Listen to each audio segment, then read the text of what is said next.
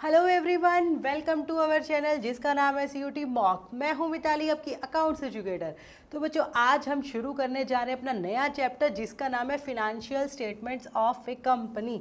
बच्चा, हम यहाँ पे बेसिकली देखेंगे जो कंपनीज होती हैं वो अपनी फिनेंशियल स्टेटमेंट्स को कैसे बनाती हैं, क्या वो अपनी बैलेंस शीट में इंक्लूड करती है, क्या प्रॉफिट एंड लॉस में इंक्लूड करती है।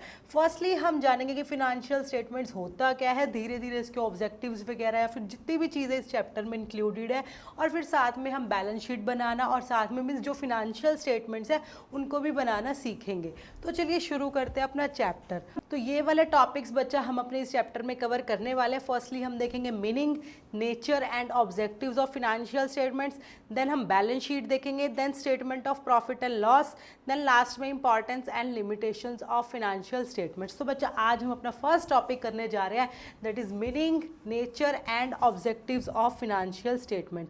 तो सबसे पहले तो फिनेंशियल स्टेटमेंट्स होता क्या है, तो वही आपको मीनिंग जानना है बच्चा। What is financial statements? एक तरीके से देखो, जब आप बुक्स में अपनी चीज़ों को रिकॉर्ड करते हो, अपनी ट्रांजैक्शंस को रिकॉर्ड करते हो पूरा साल, नॉर्मली जो कंपनीज होती है उनका जो फिनेंशियल ईयर रहता है बच्चा, वो रहता है आपका 1 अप्रैल से लेके 31 मार्च तक का। ये रहेगा आपका फिनेंशियल ईयर। कौन सा ईयर बच्चा? इसको बोल देते हैं फिनेंशियल ईयर। तो जब आप अपनी बुक्स बनाते हैं तो 1 अप्रैल से लेके पूरे 31 मार्च तक, मीन्स पूरे 365 दिन के बाद आप ये देखते हो अब आपकी फिनेंशियल पोजीशन क्या रही थी, आपकी परफॉर्मेंस कैसी थी, आपने क्या सेल करा, कितना सेल करा, कितने एक्सपेंसेस किए। हम वो सारी ट्रांजेक्शन्स को रिकॉर्ड करते हैं और फिर लास्ट में अपनी स्टेटमेंट बनाते हैं, जिसको हम बोलते हैं फिनेंशियल स्टेटमेंट। पूरे साल जो हमने ट्रांजेक्शन्स की, जो हमारी अकाउंटिंग प्रोसेस होती है बच्चा, जिसको हमने अपनी +1 क्लास की अकाउंट्स में पढ़ते हैं शुरू के स्टार्टिंग वाले चैप्टर में ही, कि हम जनरल बनाते हैं, लेजर बनाते हैं, ट्रायल बैलेंस बनाते हैं, ऑल दैट। तो उसके बेस पे लास्ट में हम क्या बनाते हैं बच्चा? फिनेंशियल स्टेटमेंट बनाते हैं। क्यों? ताकि हम ये देख सके कि भाई पूरे साल में हमने क्या अर्न करा, हमारी प्रॉफिटेबिलिटी क्या थी, हम कहाँ स्टैंड करते हैं, हमारी फिनेंशियल पोजीशन कैसी है, हमारी पूरे साल में फिनेंशियल परफॉर्मेंस कैसी रही, हमारी अर्निंग कैपेसिटी क्या थी। मतलब काफ़ी सारी चीज़ें जिससे हम जान पाए, तो हम लास्ट में उस स्टेटमेंट को बनाते हैं। तो एक तरीके से जो फिनेंशियल स्टेटमेंट है बच्चा, हम इसको बोल देते हैं and products of the accounting process. क्या बोल देते हैं? And products of accounting process. जब भी हमने ये फिनेंशियल स्टेटमेंट्स बनाते हैं लास्ट पे 31 मार्च को हम अपनी बुक्स को क्लोज करते हैं और फिर हम ये फिनेंशियल स्टेटमेंट्स बनाते हैं। इससे जो भी इंफॉर्मेशन निकलती है वो हम इंटरेस्टेड पार्टीज़ को कम्युनिकेट करते हैं, ताकि वो अपने उस इंफॉर्मेशन के बेस पे डिसीजन ले सके। क्लियर है?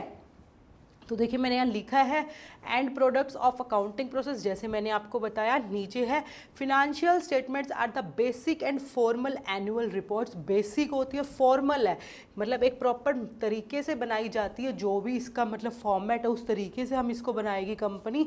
ऐसे नहीं है कि आपने मन करा कोई भी चीज़ लिख दी, कोई भी चीज़ नहीं लिखी। प्रॉपर इसका तरीका रहेगा, एक फॉर्मल तरीके से ये रिपोर्ट तैयार होगी, जिसको फिर हम अपनी मीटिंग में भी, जो हमारी एनुअल जनरल मीटिंग होती है कंपनीज़ की, उसमें वो उसको प्रेजेंट करती है शेयर होल्डर्स वगैरह को, पार्टीज वगैरह को।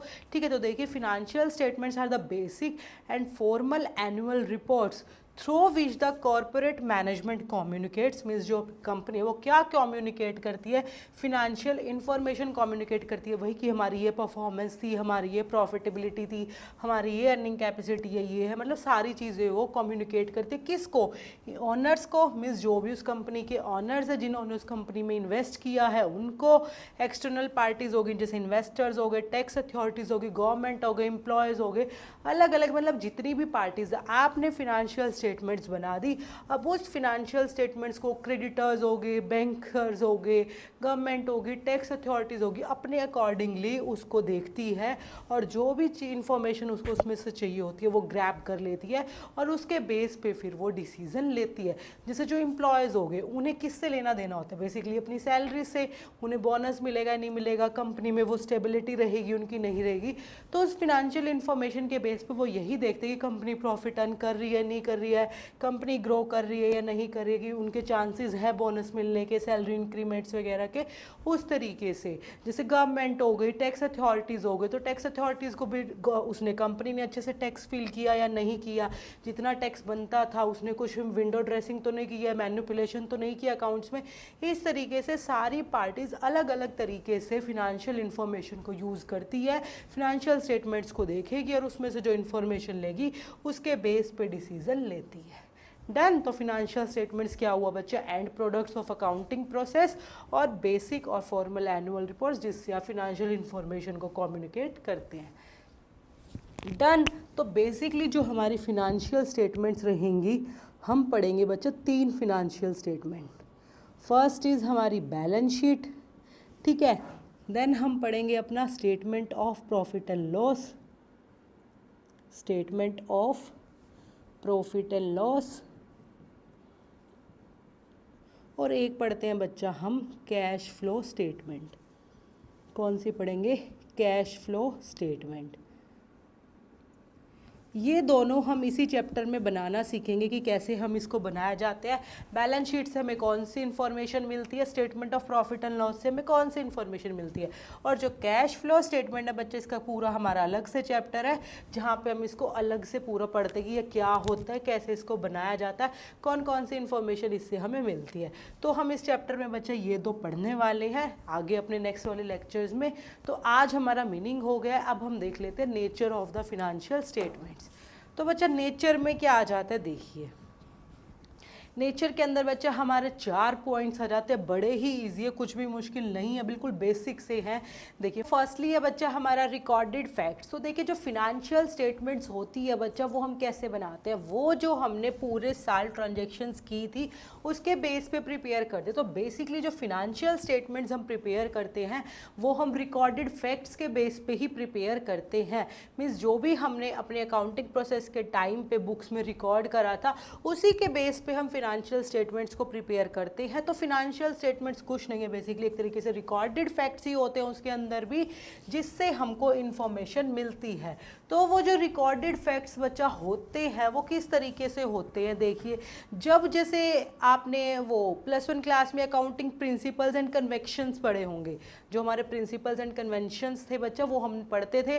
तो उसमें बेसिकली वो क्या बोलते हैं कि जो एसेट्स हैं, जैसे वो जो हमारा कॉस्ट प्रिंसिपल था, हिस्टोरिकल कॉस्ट प्रिंसिपल, वो बोलते हैं कि जो एसेट्स है हम उनको उसकी कॉस्ट पे रिकॉर्ड करते हैं, हम उनकी मार्केट वैल्यू पे रिकॉर्ड नहीं करते हैं। तो उसी तरीके से हमारी जो बैलेंस शीट है वो क्या इन्फॉर्मेशन देगी, जो एसेट्स है उसकी कॉस्ट प्राइस की इन्फॉर्मेशन हमें देगी ना, मार्केट वैल्यू की नहीं देगी। क्यों? क्योंकि जब हमने रिकॉर्डिंग की थी उस ट्रांजेक्शन्स की तो किस बेस पे की थी, उस प्रिंसिपल के बेस पे की थी, और वो प्रिंसिपल कहता था भाई कॉस्ट के बेस पे हमें करना है, मार्केट प्राइस हमें नहीं इंक्लूड करना है। तो जब आपने फिनेंशियल स्टेटमेंट्स बनाई वो भी आपको क्या देगी, वो रिकॉर्डेड फैक्ट्स के अकॉर्डिंग इन्फॉर्मेशन देगी।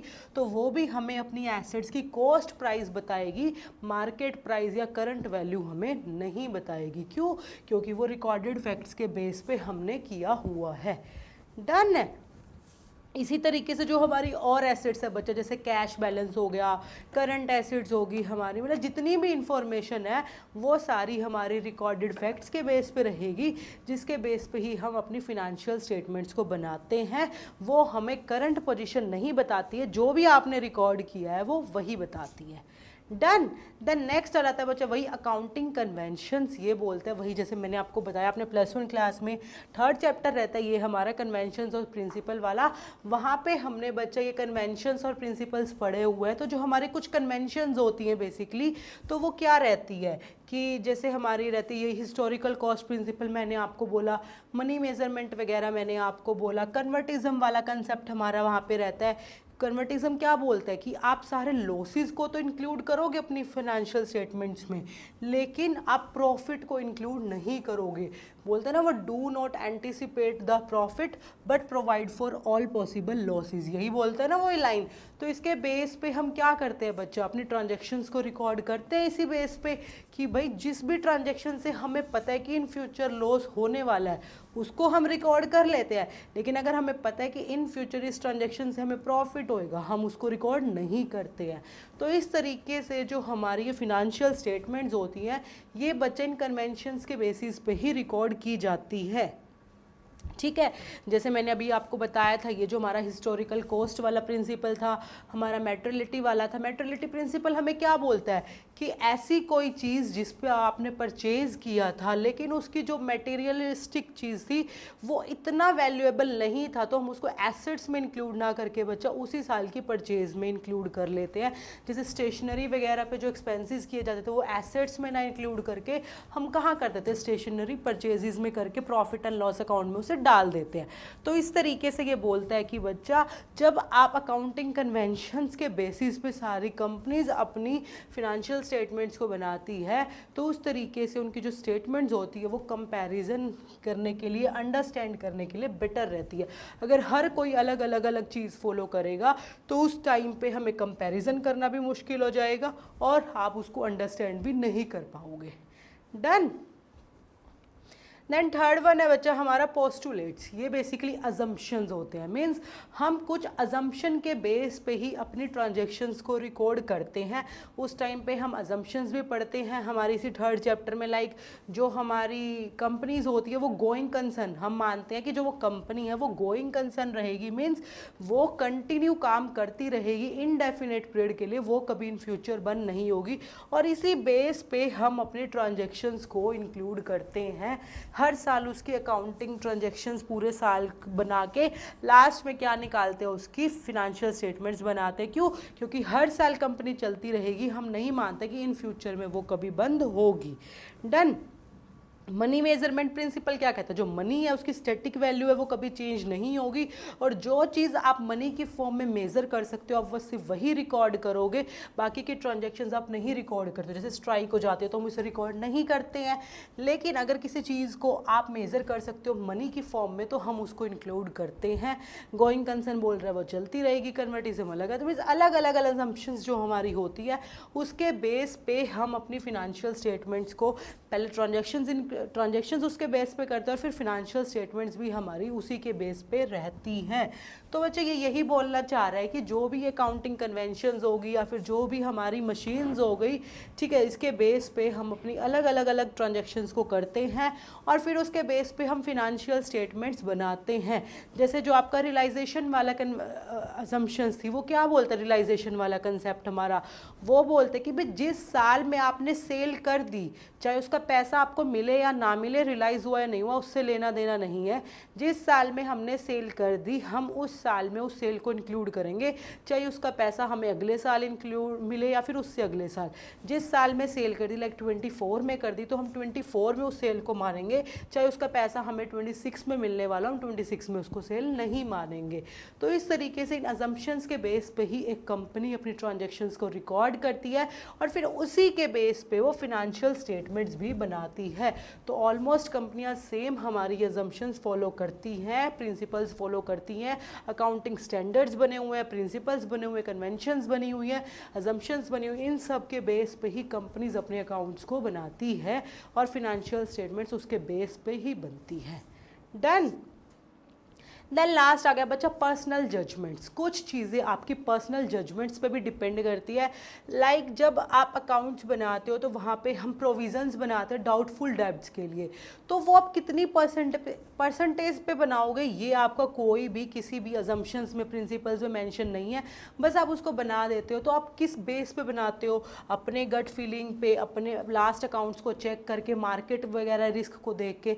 तो वो मेरी मर्जी है ना, मैं उसको 5% रखूँ, 6 रखूँ, 7 रखूँ, ठीक है, वो पर्सनल जजमेंट होगी। तो हर कंपनी की जो मैनेजमेंट है सबकी अलग अलग जजमेंट होती है, सबका अलग अलग इन्वायरमेंट रहता है, बेसिकली सबके अलग कस्टमर्स, क्लाइंट्स जो भी रहेंगे, तो सबकी पर्सनल जजमेंट्स अलग अलग रहेगी। सेम उसी तरीके से जो कॉस्ट है बच्चा, ये तो उस प्रिंसिपल ने बता दिया भाई, जो आपकी स्टॉक, जो आपकी इन्वेंट्री है, आपने उसको कॉस्ट या market price which ever is less, उस पर आपको उसको करना है।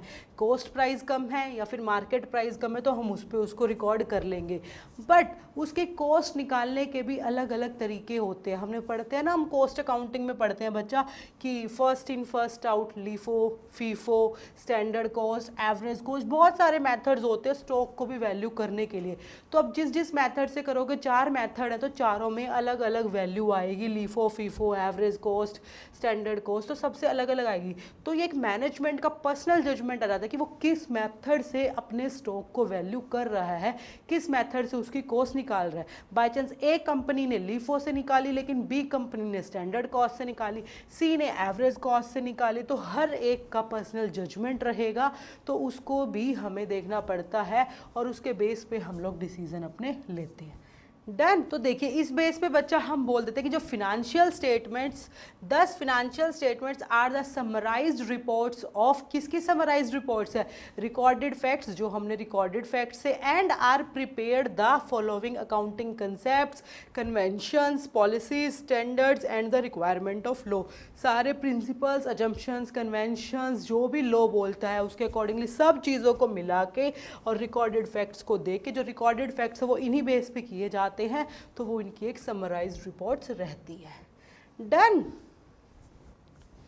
अब देख लेते हैं बच्चा अपना लास्ट इसका टॉपिक, वो क्या रहेगा हमारा, objectives of the financial statements. Mean financial statements हमें क्या क्या करने में हेल्प कर देते हैं, क्या ऑब्जेक्टिव्स उसके रहते हैं।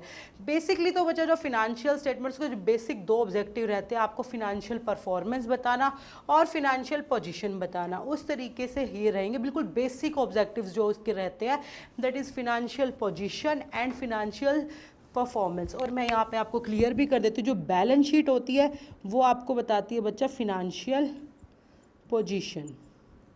वैसे तो जब हम इसको अपनी वो पढ़ेंगे ना, बैलेंस शीट क्या होती है वहाँ पे सीखेंगे ही, और जो आपका फिनेंशियल परफॉर्मेंस होती है ओवर द ईयर, वो बताता है बच्चा आपका statement of profit and loss. ठीक है, बेसिक बिल्कुल जो सीधे साधे से ऑब्जेक्टिव रहते हैं वो दोनों यही रहते हैं, बट अलग तरीके से हम हर एक इन्फॉर्मेशन को एक अलग तरीके से देख सकते हैं। तो इस तरीके से हमारे 6 ऑब्जेक्टिव्स रहते हैं जो फिनेंशियल स्टेटमेंट हमें बताता है। तो देखिए देखते हैं, फर्स्ट वन है provide information about the economic resources and obligations of A business. जो फिनेंशियल स्टेटमेंट्स है बच्चा वो हमें इंफॉर्मेशन प्रोवाइड करवाते हैं, किस बारे में, कि हमारे इकोनॉमिक रिसोर्सेज क्या है और हमें कितना पैसा, कितना ऑब्लिगेशन हमें देना है। Basically about economic resources means हमारी एसेट्स के बारे में हमें बताती है, एंड ऑब्लिगेशंस मीन्स हमारी लाइबिलिटीज़ के बारे में बताती है। जो दोनों चीज़ें हमें कहाँ से पता चलती है बच्चा, बैलेंस शीट से पता चलती है कि कितनी हमारी एसेट्स थी, कितनी हमारी लाइबिलिटीज़ है, इससे हमें पता चलता है भाई हमारी फिनेंशियल पोजीशन क्या है। तो जो फिनेंशियल स्टेटमेंट्स होते हैं उसका फर्स्ट ऑब्जेक्टिव क्या हो गया, हमें अपनी फिनेंशियल पोजीशन बताना, मीन्स हमारे इकोनॉमिक रिसोर्सेज क्या है और हमारे ऑब्लिगेशंस क्या है, मीन्स हमारी लाइबिलिटीज़ क्या है। डन। देन सेकेंड वन आ जाता है provide information about the earning capacity of A business. जब आप अपनी सारी रिकॉर्डेड फैक्ट्स के बेस पे फिनेंशियल स्टेटमेंट्स को बनाएंगे तो हमें क्या, हमें प्रॉफिट हुआ, कितना हमें लॉस हुआ, कितनी हमारी कंपनी की वैल्यू है, उससे हर चीज़ हमें पता चल जाती है। तो उस तरीके से भाई हम अपनी अर्निंग कैपेसिटी को भी कैलकुलेट कर सकते हैं। जब आपके पास फिनेंशियल स्टेटमेंट्स गिवन है तो उसके बेस पे आप इंफॉर्मेशन लेके अपनी देख सकते हो कि भाई मेरी अर्निंग कैपेसिटी इतनी है। हम अपने रेशियो वाले चैप्टर में पढ़ेंगे कि अर्निंग कैपेसिटी को कैसे कैलकुलेट करते हैं। तो वो फिनेंशियल स्टेटमेंट्स के अंदर जो इन्फॉर्मेशन गिवन है उसी के बेस पे हम कैलकुलेट कर लेते हैं। तो इस तरीके से हम बोलते हैं कि जो फिनेंशियल स्टेटमेंट्स है बच्चा वो हमें अपनी अर्निंग कैपेसिटी के बारे में भी बताती है। और जब हमें अपनी अर्निंग कैपेसिटी पता है और किसी दूसरी कंपनी की पता है तो हम उसको कंपेयर भी कर सकते हैं और अपनी फिनेंशियल स्टेटमेंट्स को अपनी लास्ट ईयर की फिनेंशियल स्टेटमेंट्स के साथ कंपेरिजन करके हम आइडिया भी ले सकते हैं कि हम पहले से हमने ग्रोथ की या नहीं की। डन। देन थर्ड वन अच्छा है जो provide information about cash flow. जो हमारा कैश फ्लो होता है मीन्स कितना पैसा हमारा गया, कितना पैसा हमारा आया। प्रॉपर कैश में ये चलेगा बच्चा कि इतना कैश गया, इतना कैश आया, तो एट लास्ट हमारी क्या कैश पोजीशन रही। तो जो कैश फ्लो स्टेटमेंट होती है बच्चा वो हमें इस बारे में बताती है, जिसको हम एक अलग चैप्टर में पढ़ेंगे। कितनी एक्टिविटी से, 3 एक्टिविटी से रहता है। अभी जस्ट आप ये जान लोगे कैश फ्लो स्टेटमेंट बेसिकली हमें बताती है कितना कैश का इनफ्लो हुआ, कितना कैश का आउटफ्लो हमें हमें पूरे साल में हुआ। 1 अप्रैल से लेकर 31 मार्च तक एक कंपनी का नेट जो कैश का आउटफ्लो या इनफ्लो था वो क्या रहा था और किस किस ट्रांजैक्शन से रहा था, वो सारी चीज़ें भी हमें पता चल जाती हैं। डन। देन फोर्थ वन है टू जज इफेक्टिवनेस ऑफ मैनेजमेंट। मीन्स यहाँ पे हम ये भी देख सकते हैं कि जो हमारी मैनेजमेंट है वो कितनी इफेक्टिव थी कितनी नहीं थी, हम उसकी पोजीशन को उसकी इफेक्टिवनेस को जज कर सकते हैं। क्यों? क्योंकि जब बच्चा हमने फिनेंशियल स्टेटमेंट्स बनाई वहाँ से हमें अपनी प्रॉफिटेबिलिटी फिनेंशियल इंफॉर्मेशन वगैरह पता चल चुकी है, तो हम उससे लास्ट ईयर के साथ कंपेरिजन करके पिछले आने वाले 5 सालों का 4 सालों को देख सकते हैं कि मैनेजमेंट ने मतलब हमारी फिनेंशियल परफॉर्मेंस बेटर हुई या नहीं हुई। अगर हमारी फिनेंशियल परफॉर्मेंस बेटर होती जा रही है, हमारी पोजीशन बेटर होती जा रही है उस पहले से, तो हम क्या बोलते हैं कि भाई हमारी मैनेजमेंट ने अच्छा काम किया था इसलिए हमारी परफॉर्मेंस बेटर हुई, इसलिए हमारी पोजीशन बेटर हुई। तो हम उन सारी सर्कमस्टेंसेस को, सारी सिचुएशंस को, सारी इंफॉर्मेशन को एनालाइज करके ये पता लगा सकते हैं कि हमारी मैनेजमेंट इफेक्टिव थी या नहीं थी। इसी बेस पे हमें वो सारी इंफॉर्मेशन कहाँ से पता चलेगी बच्चा? फिनेंशियल स्टेटमेंट्स के थ्रू पता चलेगी। इसलिए हम बोलते हैं कि जो फिनेंशियल स्टेटमेंट्स है वो हमें मैनेजमेंट की इफेक्टिवनेस को भी जज करने में हेल्प करती है। डन। देन फिफ्थ वन है information about activities of business affecting the society. जो फिनेंशियल स्टेटमेंट्स होती है बच्चा वो हमें वो इंफॉर्मेशन भी प्रोवाइड करती है कंपनी की जिसकी जो उसने एक्टिविटीज़ की थी, जिसे सोशल इन्वायरमेंट पे मीन्स हमारे इन्वायरमेंट पे कुछ इफेक्ट हुआ या नहीं हुआ, तो उन एक्टिविटीज़ के बारे में भी इंफॉर्मेशन वो हमें दे देती है। कंपनीज़ को आज के टाइम पे बच्चा अगर उसने सोसाइटी को कोई हार्म किया है, इन्वायरमेंट को कुछ हार्म किया है, तो वो वाली इंफॉर्मेशन अपनी फिनेंशियल स्टेटमेंट्स में इंक्लूड करनी पड़ती है। मैंडेटरी होता जा रहा है डे बाय डे कि आपने सोसाइटी को क्या इफेक्ट किया। जब हमने सोसाइटी के रिसोर्सेज को यूज़ किया तो हमने सोसाइटी को उसके बदले क्या दिया। इस तरीके से हम अपनी इंफॉर्मेशन को फिनेंशियल स्टेटमेंट्स में इंक्लूड करते हैं जिससे हमें पता चल जाता है कि सोसाइटी को हमने कैसे अफेक्ट किया है। सोशल इन्वायरमेंट हमारी एक्टिविटीज़ से, हमारी कंपनी से किस तरीके से इफेक्ट हुआ है। तो मीन्स हमें फिनेंशियल स्टेटमेंट्स ये इंफॉर्मेशन भी प्रोवाइड करता है कि जो कंपनीज की एक्टिविटीज़ है उसने सोसाइटी को कैसे इफेक्ट किया। डन। देन लास्ट आ जाता है बच्चा डिस्क्लोजिंग द अकाउंटिंग पॉलिसीज़। जो आपकी फिनेंशियल स्टेटमेंट्स है जब हम इन्हें बनाते हैं ना तो बच्चा हमें इनको बताना भी होता है भाई हमने ये अजम्पशंस ली थी, हमने ये अकाउंटिंग प्रिंसिपल्स को फॉलो किया है। लाइक डेप्रिसिएशन मेथड है, आपने स्ट्रेट लाइन मेथड फॉलो किया है, रिटन डाउन मेथड फॉलो किया है, तो वो हम बताएंगे। हमारा फिनेंशियल ईयर किया था जैसे हम वो बताएंगे। हमने कौन सा स्टॉक को वैल्यू करने के लिए कॉस्ट मेथड यूज़ किया है, स्टैंडर्ड मेथड यूज़ किया, हम वो बताएंगे। तो जो भी हमने अकाउंटिंग पॉलिसीज़ कन्वेंशंस वगैरह यूज़ की हैं, जो भी हमने असम्पशंस मानी थी, प्रिंसिपल्स फॉलो किए थे, पॉलिसी फॉलो की थी, वो हम सारे डिस्क्लोज करेंगे ताकि जब सामने वाला उसको पढ़ेगा तो वो जो इन्फॉर्मेशन उससे निकालेगा वो पढ़े कि भाई हाँ इन्होंने यही एज्यूम किया था। हम एज्यूम करते हैं ना कि हमारा प्रोविज़न हमने इतना बनाया, मैंने बताया ना हर किसी की पर्सनल जजमेंट्स रहेगी, तो वो कैसे रही थी, किस बेस पे उसने वो प्रोविज़न बनाया। हम इस तरीके से जितनी भी इंपॉर्टेंट इन्फॉर्मेशन होती है हम वो सारी डिस्क्लोज करते हैं ताकि सामने वाला जब इन फिनेंशियल स्टेटमेंट्स को देख के अपना डिसीजन ले तो वो पूरी इंफॉर्मेशन के बेस पे अपना डिसीजन ले सके, अपना बेस्ट डिसीजन ले सके। क्लियर है बच्चों? तो इस तरीके से फिनेंशियल स्टेटमेंट्स हमें अलग अलग तरीके से हेल्प करती है। बेसिकली वही economic resources means assets liabilities के बारे में बता देती है, अर्निंग कैपेसिटी के बारे में बता देगी, कैश फ्लोज के बारे में बता देगी, मैनेजमेंट इफेक्टिव है या नहीं है वो बता देगी, सोसाइटी को हार्म किया या नहीं किया है, किस तरीके से इफेक्ट किया वो बता देगी। सारी अकाउंटिंग पॉलिसीज़ को हमारी वो डिस्क्लोज करेगी कि हमने क्या फॉलो किया, क्या नहीं करा, कौन सा मेथड हमने यूज़ करा, कौन सा नहीं करा। तो इस तरीके से बच्चा जो फिनेंशियल स्टेटमेंट्स होती है वो है बेसिकली आपको profitability, financial information, financial performance, आपकी अर्निंग कैपेसिटी, इन सारी चीज़ों को जानने में हेल्प करती है। तो हर एक कंपनी को ईयर के एंड में मीन्स 31 मार्च पे आपकी फिनेंशियल स्टेटमेंट्स बनानी होती है जिसमें हम ये 3 स्टेटमेंट्स को इंक्लूड करते हैं। First one balance sheet, second one statement of profit and loss and last one आपका कैश फ्लो स्टेटमेंट। तो फिनेंशियल स्टेटमेंट्स हमने पढ़ा क्या होता है है? बेसिकली वही बेसिक और फॉर्मल एनुअल रिपोर्ट्स है। एनुअल का मतलब हर साल जो रिपोर्ट्स बनती है, ये हर साल 31 मार्च को बनेगा। तो हर साल फिर उसके बेस पे हम कम्युनिकेट करते हैं इंफॉर्मेशन, जो उसके यूज़र्स होते हैं, इन्वेस्टर्स हो सकते हैं, ओनर्स हो सकते हैं, शेयर होल्डर्स हो गए, tax authorities, government employees, creditors, long term creditors, banks, अलग अलग अलग आपके यूज़र्स इसके हमारे रहते हैं। फिनेंशियल स्टेटमेंट्स के जो अलग अलग तरीके से फिनेंशियल इंफॉर्मेशन को देखते हैं स्टेटमेंट्स में से, और फिर उसके बेस पे अपने डिसीजन लेते हैं। जैसे जो सप्लायर्स हो गए, बेसिकली जो हमारे लॉन्ग टर्म क्रेडिटर्स हो गए, सप्लायर्स, वो बेसिकली क्या देखेंगे? वो देखेंगे यार कि कंपनी की सॉल्वेंसी पोजीशन ठीक है या नहीं है, लॉन्ग टर्म में वो हमें पैसा दे पाएगी या नहीं दे पाएगी। तो उसके अकॉर्डिंगली वो क्रेडिट पे हम लोगों को रॉ मटेरियल वगैरह देते हैं। तो इस तरीके से हर कोई अपनी एक कंपनी की फिनेंशियल स्टेटमेंट्स को अलग तरीके से देखेगा, अपनी इंफॉर्मेशन के अकॉर्डिंगली उसको करेगा, और उस बेस पे बच्चा डिसीजन लेता है। डन। तो आज के लेक्चर के बेस पे बच्चा हमारे 2 क्वेश्चन रहेंगे ये, जिसको आपको घर से करके लाना है। इन दोनों को क्वेश्चन को डिस्कस करेंगे अपने नेक्स्ट लेक्चर में बच्चा। ठीक है, तो आज बेसिकली जो मीनिंग, नेचर एंड ऑब्जेक्टिव्स आपने पढ़ाया है, हमने पढ़ा है, इसको आपने घर से पढ़ना है और उसके बेस पे इन दोनों क्वेश्चन का आंसर देना है, ताकि जब हम अपना नेक्स्ट लेक्चर शुरू करें, जहाँ पे हम बैलेंस शीट बनाएंगे, फर्स्टली बैलेंस शीट होता क्या है और फिर उसका फॉर्मेट कैसे रहता है, उसका प्रॉपर बड़ा सा फॉर्मेट जो उसकी सारी टर्म्स है उसके अंदर, जो उनको देखेंगे क्या होती है क्या नहीं, किस तरीके से उन्हें हम ट्रीट करते हैं, एक कंपनी कैसे ट्रीट करती है, वो जानेंगे। तो मिलेंगे बच्चे अपने नेक्स्ट लेक्चर में। Till then bye bye everyone, take care.